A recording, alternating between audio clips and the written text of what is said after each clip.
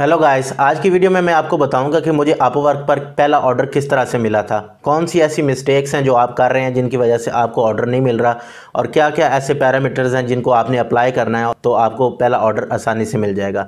इसके लिए मैं आपको अपने रियल स्क्रीन पर लेके चलूँगा, मैं आपको अपवर्क की चैट भी दिखाऊँगा, मैं आपको उसका प्रपोजल भी दिखाऊँगा, क्योंकि आपको अगर ये मैं एक एक चीज़ सही से दिखाऊँगा दैन ही आपको मालूम हो पाएगा कि आपने क्या करना है और कैसे करना है। सो गाइज़, अगर आप चैनल पर न्यू हैं तो आप इसको सब्सक्राइब कर लीजिए, बेल आइकन को दबा दीजिएगा एंड लेट्स बी बैक।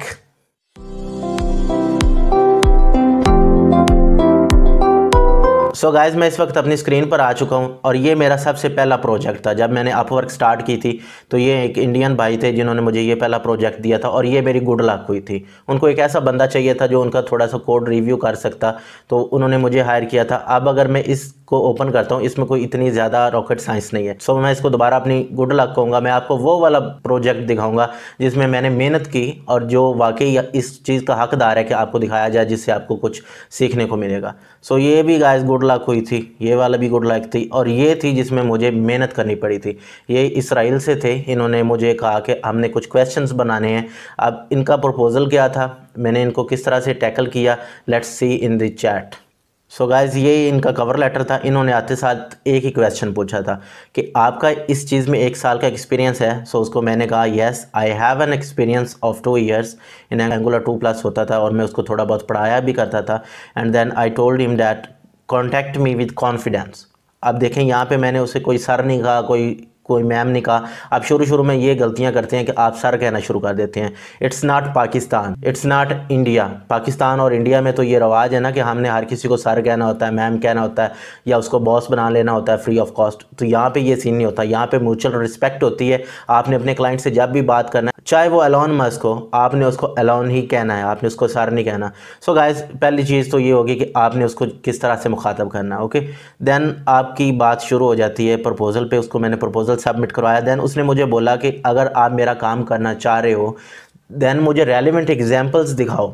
मैं आपको हर पॉडकास्ट में, हर लाइव सेशन में ये बार बार कहता हूँ कि आपने जितने हो सकते हैं हॉबी प्रोजेक्ट्स करने हैं। अब हॉबी प्रोजेक्ट्स क्या होते हैं? ये वो प्रोजेक्ट्स होते हैं जिनको आप अपनी खुशी के लिए अपने लिए कर सकते हैं। फॉर एग्जांपल, जब मैं यूनिवर्सिटी में था तो उसमें आपको पता है फाइनल ईयर प्रोजेक्ट में कुछ ना कुछ ऐसा बनाना होता है जिसकी बेस पे आपको डिग्री मिलती है। तो मैंने फेसबुक का एक टूल बनाया था। सो फेसबुक से उस वक्त बहुत लगाव हुआ करता था, मैं सबको होता है सो मैंने वो टूल बनाया और उसी टूल के ऊपर मैंने फिर कई जॉब्स भी ली। So that was my hobby project. And similarly, अगर आप 6 सेमेस्टर में या 5 सेमेस्टर में, at whatever stage you are, you have to do some hobby projects and then you can grab any opportunity. You have to show, you have to demonstrate that I have done something in your field. So बात को मुख्तसर करते हैं। खैर, इन्होंने मुझे कहा कि काम दिखाओ जी। मैंने इनको काम दिखाया, 2 सैम्पल क्वेश्चन बना के दिए बाकायदा फ्री ऑफ कॉस्ट। ये मैं चीज़ें बार बार कहता हूँ, जब आप न्यू होते हैं ना देन आपके सर पे एक चीज़ होती है सवार के,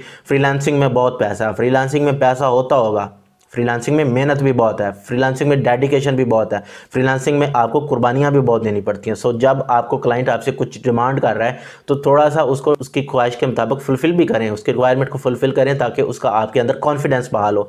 सो गाइज़, मैंने इसके लिए 2 बना दिए क्वेश्चंस एंड देन वो क्वेश्चन होने के बाद इस बंदे ने मुझे हायर कर लिया। ये देखें, इन्होंने मुझे एक ऑफ़र सेंड की और ये ऑफ़र थी $75 की। और इन्होंने ये जो प्रोजेक्ट लगाया था ना, ये इनिशियली इन्होंने लगाया था तकरीबन $100 का। अब मैंने इन्हें थोड़ी प्राइस पर पिच किया। वो क्यों किया? क्योंकि मेरे पास इतने खास रिव्यू तो नहीं थे, 2 लगे हुए थे, वो गुड लक के थे। गुड लक से मुराद क्या है कि वो अल्लाह ताला की तरफ से मेरे पे ब्लेसिंग हो गई थी। मैंने उनमें कोई ख़ास मेहनत नहीं की थी, बस मैं आया, उनको ज़रूरत थी, मुझे वो प्रॉब्लम सॉल्व करना आता था, कोड मेरे पास ऑलरेडी बना हुआ था, मैंने दिया और वो मुझे 2 रिव्यूज़ लग गए। अब मैंने इसे थोड़े बजट पर कहा कि इट्स ओके।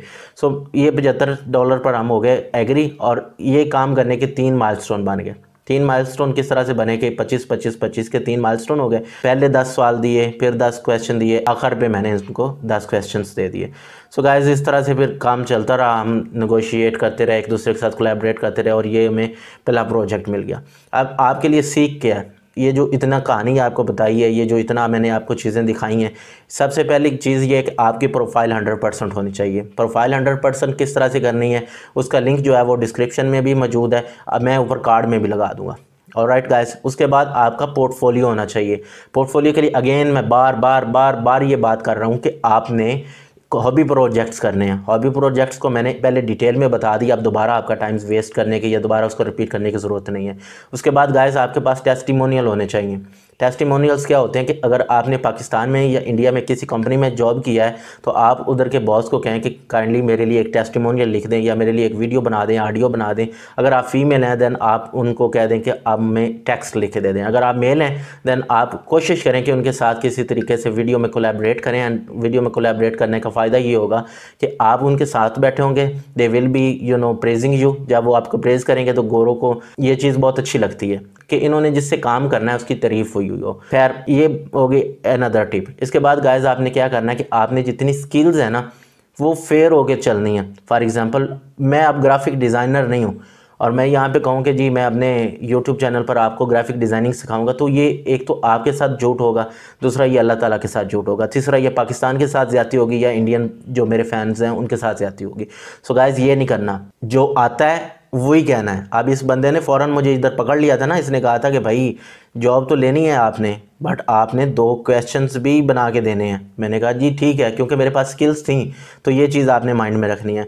उसके बाद जो वो क्वेश्चन पूछे ना अपने कवर लेटर के अंदर, उसको आपने सबसे पहले अटेंशन देनी होती है। गाइस मैं आपको एक चीज़ बता दूं, जब हम कवर लेटर लिख के देते हैं किसी भी क्लाइंट को, जो उसने क्वेश्चंस पूछे होते हैं वो सबसे पहले उन पर नज़र डालता है। अगर तो उसको क्वेश्चंस में अच्छे आंसर्स मिल गए, उसको सेटिस्फैक्ट्री आंसर मिल गए, देन ही वो आपका प्रपोजल पढ़ेगा। अदरवाइज़ वो आपके प्रपोजल को छोड़ देगा और अगले जो फ्रीलांसर या आपका जो कंप्यूटर है उसके पास वो चला जाएगा। और गाइस इसके अलावा जो आपकी प्रोफाइल है उसमें डिस्क्रिप्शन अच्छी लिखी होनी चाहिए, अट्रैक्टिव होनी चाहिए और इस तरह से होनी चाहिए कि क्लाइंट को पढ़ने में आसानी हो, क्लाइंट को इस तरह से महसूस हो कि ये बंदा बहुत प्रोफेशनल है। जब आप न्यू होते हैं देन आपने, मैं आप समराइज़ करने लगा हूँ, सबसे पहले आपने जितना $100 लगाया आपने 80 पे कहना है। उसने कहा है कि जी थोड़ा सा काम फ्री कर दो, आपने कर देना है। भाग भी गया तो कोई मसला नहीं, आपका एक्सपीरियंस हो जाएगा। शुरू में कुर्बानियाँ देनी पड़ती हैं। उसके बाद तीसरा आपने क्या है कि आपका पोर्टफोलियो पूरा होना चाहिए। पोर्टफोलियो पूरा करने के लिए आपने क्या करना है कि आपने सिंपल हॉबी प्रोजेक्ट्स करने हैं। चौथे नंबर पे आपने क्या करना है कि उसकी बात को डेडिकेशन से, तवज्जो से सुनना है और अपनी तरफ से 110% पुट करना है। एक टिप जो सबसे इंपॉर्टेंट है वो ये है कि आपने बड़ा ही ओपन माइंडेड रहना है। अगर वो पाकिस्तान पे, इंडिया पे या किसी भी बंदे पे कोई क्रिटिसिज्म करता है तो इट्स फाइन, नो वरीज, आपने उसको अपने सर से गुजारना है। वहाँ पे आपने ना तो मजहबी बनना है ना ही आपने सेंटिमेंटल बनना है।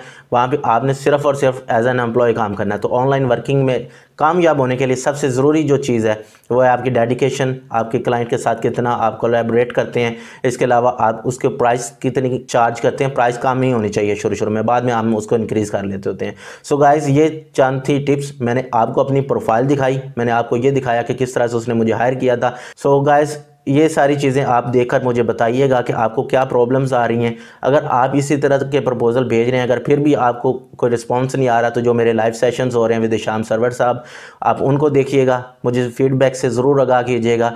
और अगर आप चैनल पे न्यू हैं तो इसको सब्सक्राइब करके बेल आइकन को ज़रूर प्रेस कीजिएगा। And I will see you in next video. Zia geek signing of.